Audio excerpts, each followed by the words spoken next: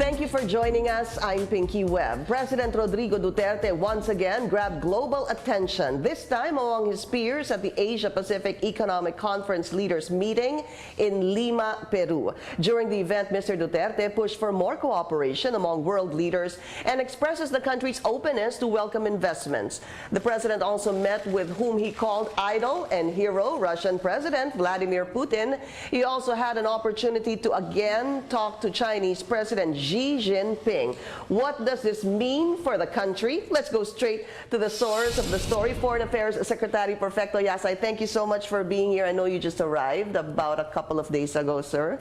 Yes, thank you very much for this opportunity. Must have been the APEC World Leaders Summit. Obviously, that's the first for the president.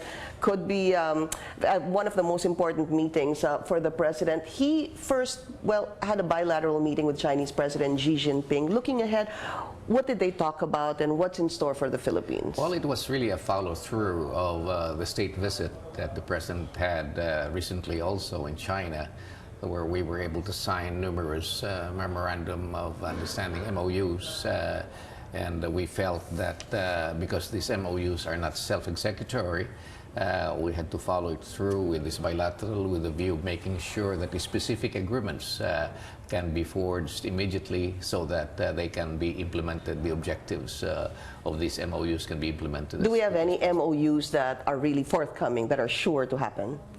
Oh yes, basically in the area of infrastructure development, in the area of even trade and investments, in the area of cooperation with respect to agriculture, even tourism. These are very, very important MOUs that had been signed, and it's going to generate a lot of benefits for the Philippines. And so we want to fast-track this.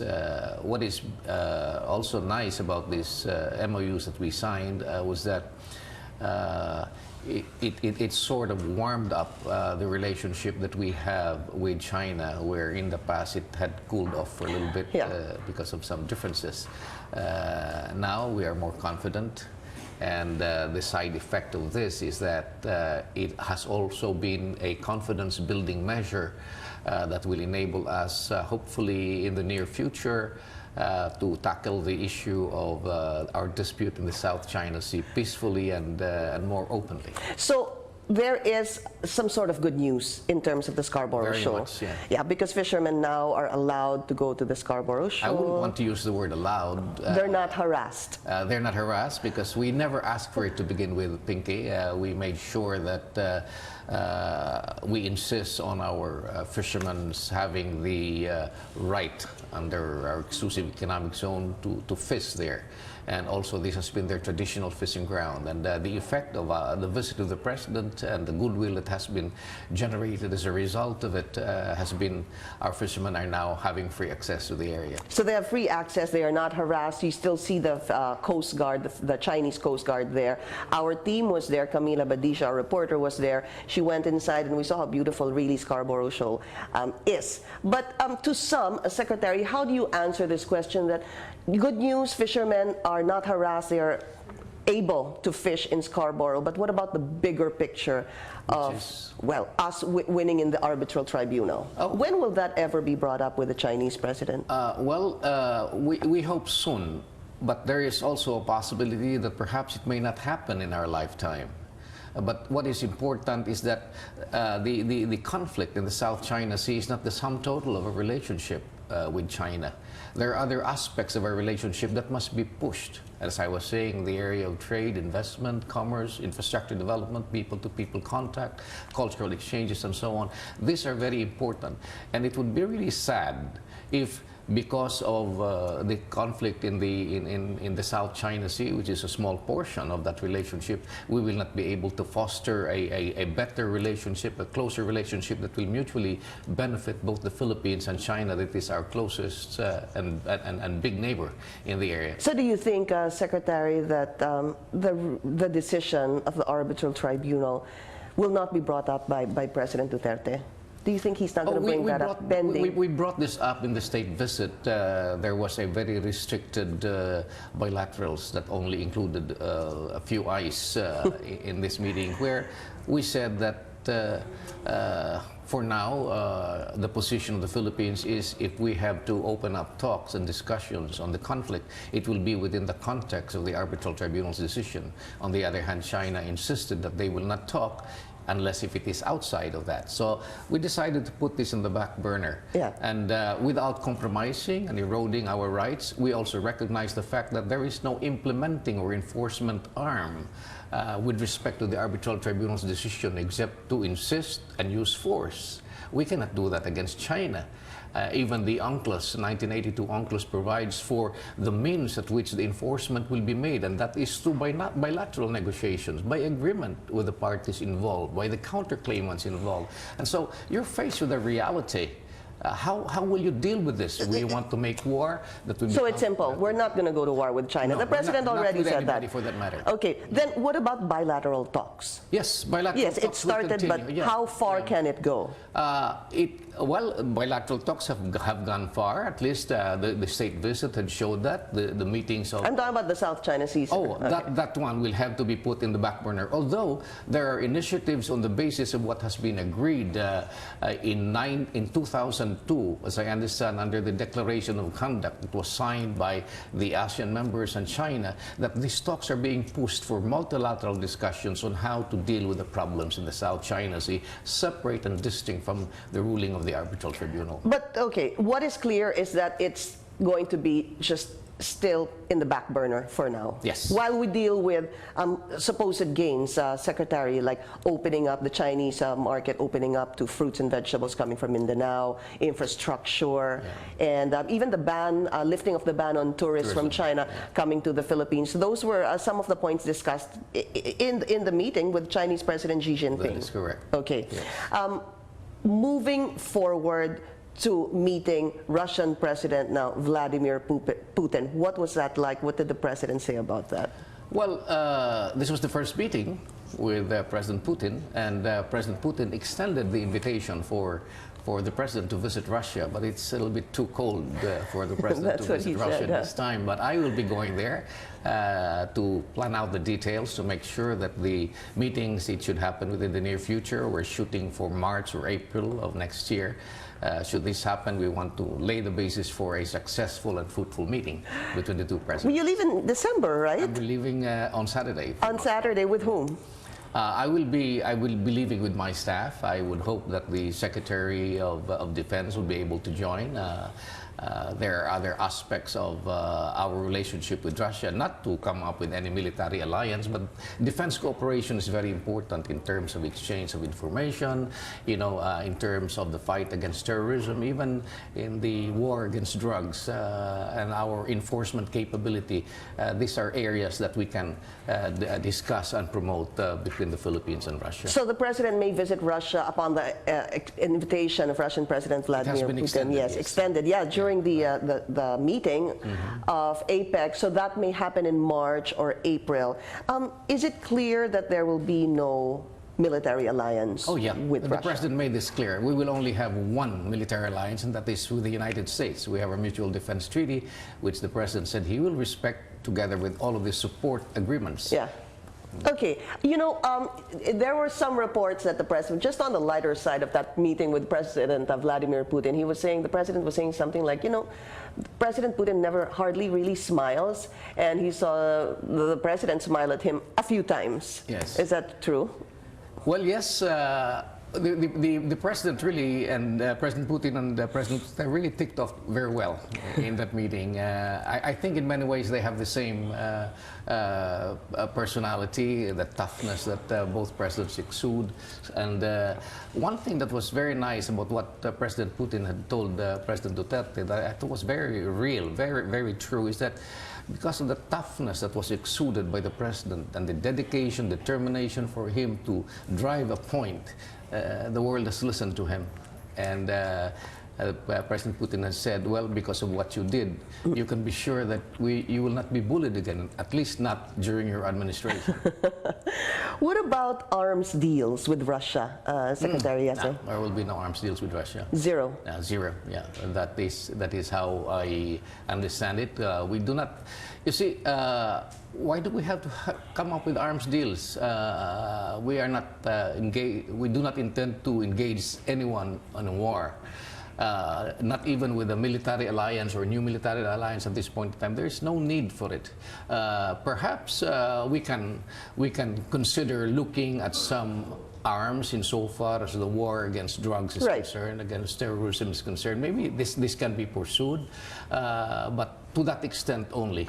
But what people might misunderstand when we talk about arms deals, that is that we are going to shift our relationship, our military alliance from the United States with Russia or with China for that matter, if we will have an arms deal with China as well. Would you know, though, if there is a pending possible agreement with Russia on arms deals to secure us locally here, our domestic issues? Nothing there. Nothing there. All right. Also in the APEC Leaders Summit, you were able to meet U.S. Secretary of State John Kerry, and we'll be taking a short break. We'll be talking about.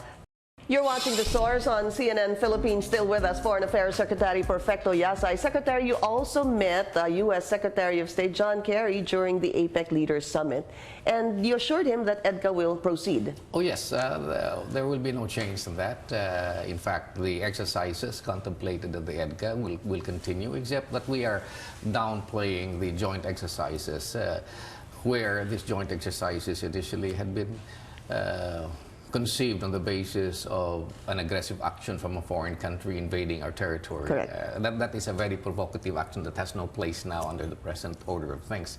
So we continue on with the. But if we're not going to go to war with anyone, why not do it anyway, sir? It's the joint exercises. Yeah, but the joint exercises are predicated upon the fact that we will be invaded by some nation, particularly China. China. Yeah, you don't want okay, let's be frank about that. Yeah. Why will we do that? I mean, the United States has its presence over the South China Sea. It has its own national interest to protect in that area, so let it be that. But it's also us telling China that we have no plans. We are holding military, or we're holding joint exercises with the United States, but this is really just to advance the soldiers' capabilities and all that, and nothing else. Right, especially in the area of enforcement, especially in the area of response to calamities, tragedies, and so on, and even beefing up our fight against terrorism and the like. Yes, it's more on the domestic front now. The non-traditional security concerns. It's not. We're not looking at external threats. That is correct. Are we still going to call them military exercises or joint exercises? These are joint exercises, to achieve the objectives of EDCA. In terms of what is covered. Remember, EDCA is a new agreement. It was only, the Supreme Court had only recently approved it, so we will proceed on that basis. Does it seem like the President is comfortable to pursue EDCA in the long term?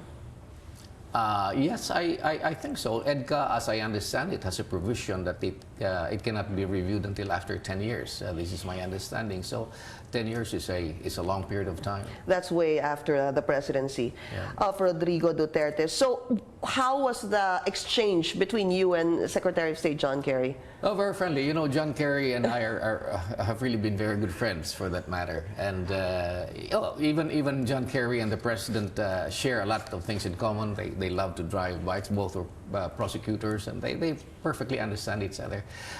President Kerry was just well, in a manner of speaking, this is his last term. He's ending his term as Secretary of State, so it was a good time to say goodbye to each other. And but then he also he was asking about how our relationship would move forward, and I told him it's gonna grow stronger. I'm confident about that. In fact, if I just may say so, didn't you have a conversation with President Obama? I had a pull-aside brief conversation with President Obama, and he approached me and said, you know, I'm very confident that the relationship between the Philippines and the United States will grow stronger under President-elect Trump. Because him and your president seem to have the same temperament.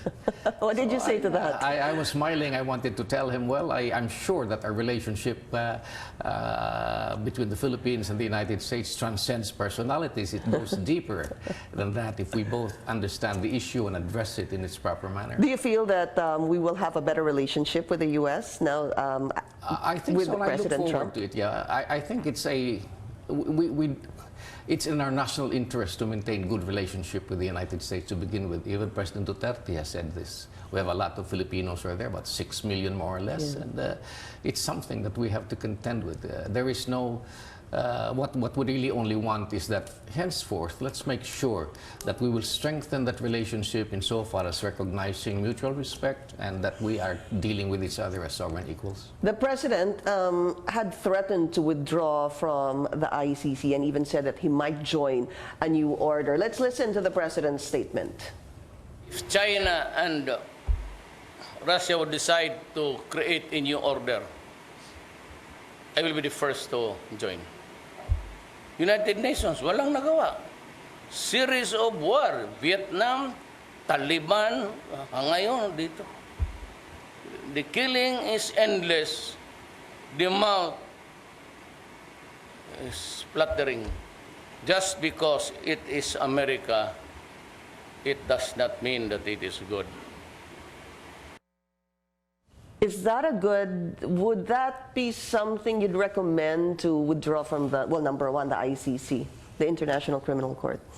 You know, personally, I've been very disappointed at some officials at the ICC for making those kinds of irresponsible statements that are completely unfounded. You must remember that ICC, our membership there, by reason of our being a signatory to the Rome Statute, has been done on the basis of consent. And the consent being that we would like the Rome Statute to be complementary to our laws. Complementarity is the basis upon which we signed that agreement. And which means that we are strong against any form of atrocities and crimes of atrocity, and we will continue to fight for that. But we have our own criminal justice system that will first and foremost play an important role in these things. And where there are deficiencies or shortcomings in our own system, then we can resort to that complementary aspect of the Rome Statute. But you see, our criminal justice system is working very effectively, very vigilantly under the circumstances. Why should somebody at the ICC say that, oh, the president will of the Philippines, unless he stops, will even be prosecuted under the Rome Statute? I mean, what is the basis for that? Under our own law, the president enjoys immunity. You cannot be prosecuted. And here he says that without any basis at all.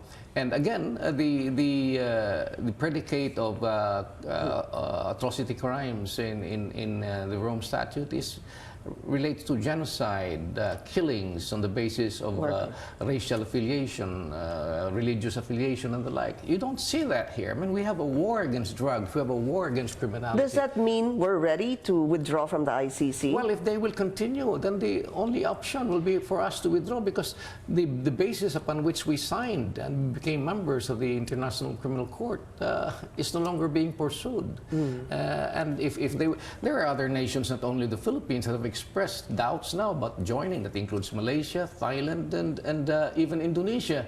Yeah, there are countries like South Africa, Burundi, and other countries, even in Africa, that have also expressed, this kind of sentiment. So I hope that the ICC officials will make sure that they know what they're talking about, and they should not come up with these kinds of statements that will serve no other purpose but defeat the very purpose of ICC. What about this new order? Is that far-fetched?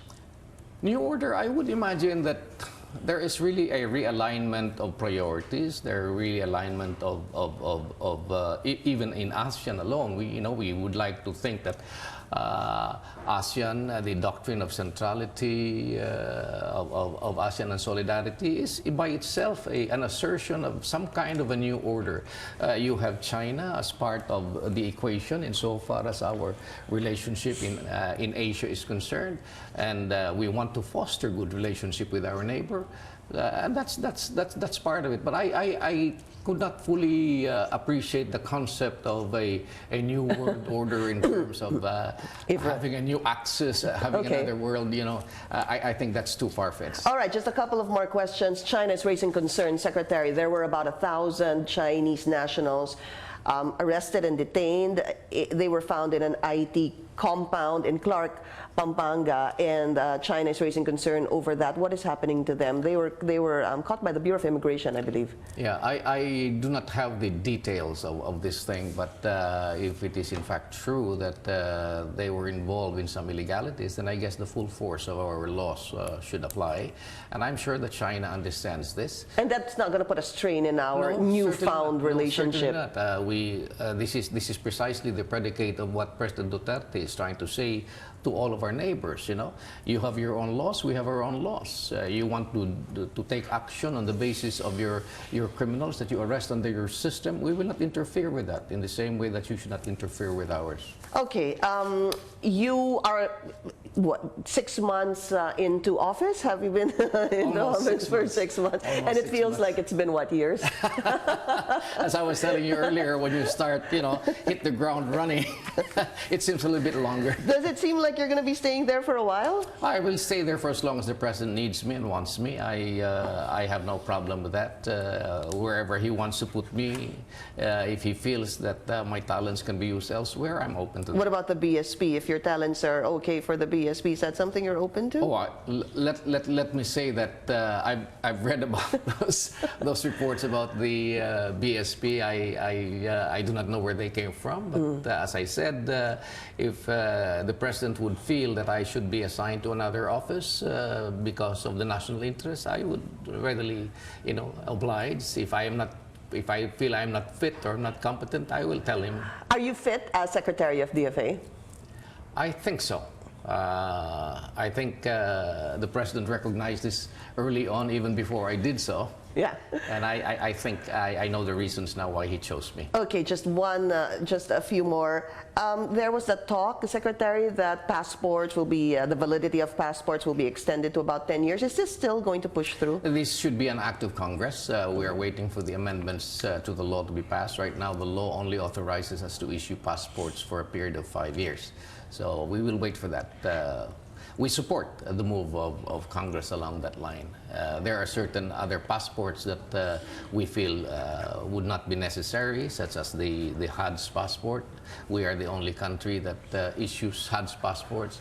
And these are not really passports, but it's some kind of a travel document that enables a Muslim Filipino to travel to Saudi Arabia for the pilgrimage. But we feel that maybe the use of an ordinary passport that is applicable to everybody would suffice for the purpose. Did you get any statement from the U.S. Embassy regarding that IED that was found yesterday about 100 meters away from the embassy? No, I have not. No talk whatsoever? No. Just a last question, Secretary. Any talk or any information on ISIS being in the Philippines? Well, as the President had said, it will just be a matter of time that the ISIS will be coming over. If they are not yet here in some form or another. It's precisely for this reason that we would like to urgently address the plight of our Muslim brothers and sisters who are here, because they become susceptible, they become prey to these kinds of approaches, and then from radicalism they can get into something worse. Okay. That's why we're trying to address it. Secretary Perfecto Yasay, sir, thank you so much for being here. Thank you, Pinky. It's always a pleasure talking to you. Good to have you. This is The Source on CNN Philippines.